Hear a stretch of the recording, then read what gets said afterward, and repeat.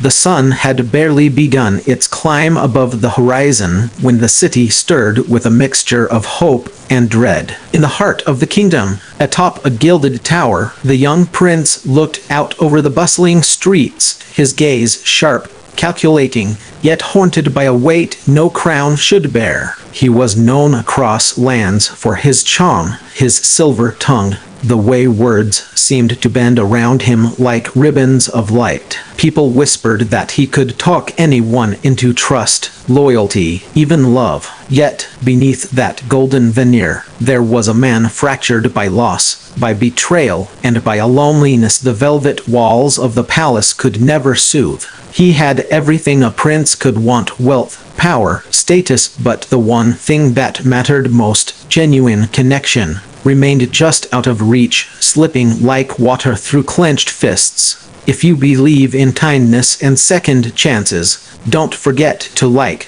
comment, share, and subscribe to this channel, because this story is a journey of the heart, one that reminds us all why empathy and courage matter more than titles or riches. From childhood, Prince Kael had been different. While other children played with wooden swords and dreamed of glory in battle, Kael had a fascination with words. He listened to the merchants in the market, the scholars in the court, and the wandering poets who occasionally passed through the city. He learned not just to speak, but to understand the hidden desires, fears, and dreams of those around him. By the time he turned 18, Kael could walk into a room of strangers and leave with 100 allies, all won over not by force, but by the gentle, precise sway of his speech. Yet, the power of his words had a darker side, one that even he could not control. In his late teens, he had convinced a neighboring lord to form an alliance, only for that same lord to betray the kingdom months later. That single act of treachery marked Kael forever. Though no one blamed him openly, he could feel the weight of every doubt cast upon his silver tongue. Even his own advisors, loyal though they were, seemed to measure their trust in him with a wary eye. Kael, for all his brilliance, had never learned to forgive himself.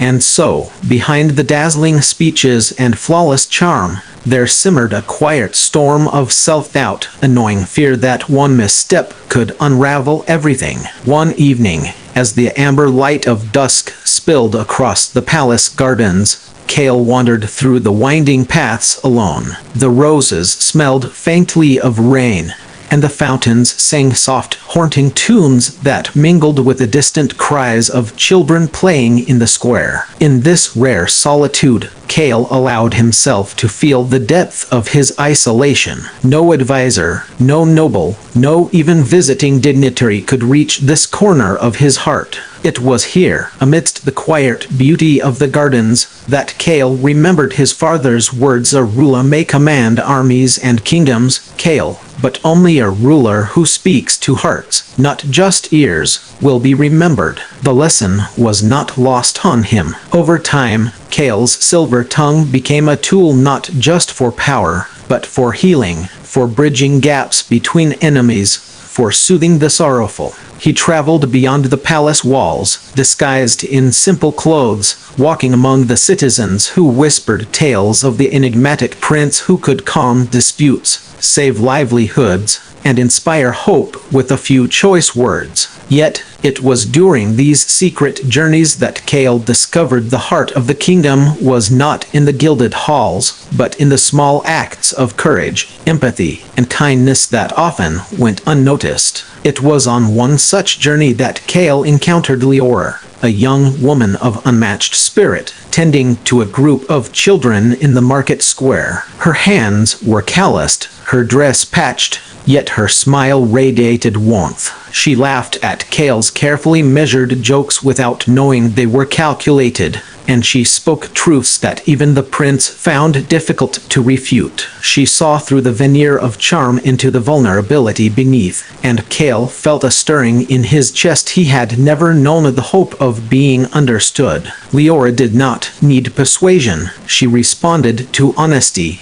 to authenticity, and for the first time, Kael understood that words, when spoken with truth, could do more than sway, they could heal. But happiness, as the kingdom often reminded him, is never without its trials. Rumors began to spread of a brewing rebellion, one led not by a neighboring kingdom, but from within the court itself. Corrupt advisors, jealous nobles, and a few influential merchants conspired to undermine Kael, seeking to twist his silver tongue into chains of deceit. The prince's heart, which had begun to hope, now trembled with the fear of betrayal. Every word had to be measured, every promise scrutinized, yet Kael refused to retreat. He had learned that courage was not the absence of fear, but the act of speaking truth despite it. Night after night, he convened secret councils, traveled in disguise to listen to the people's grievances, and crafted speeches that could inspire loyalty without demanding it. Kael realized that a kingdom, much like the human heart, could not be ruled by fear, charm, or cleverness alone. It required understanding, patience, and compassion.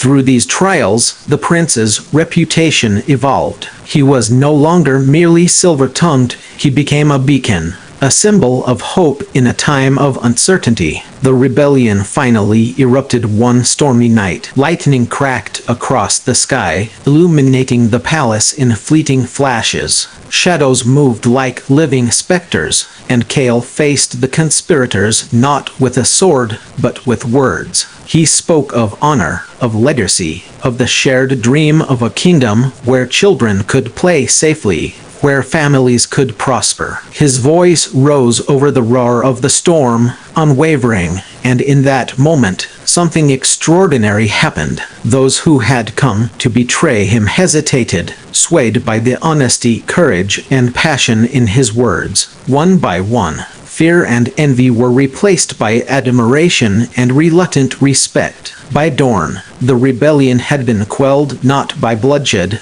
but by the power of conviction and the strength of a heart that refused to give in to darkness. In the aftermath, Kael walked through the city streets, now calm under the morning sun. People greeted him not with fear or obligation, but with gratitude and genuine affection.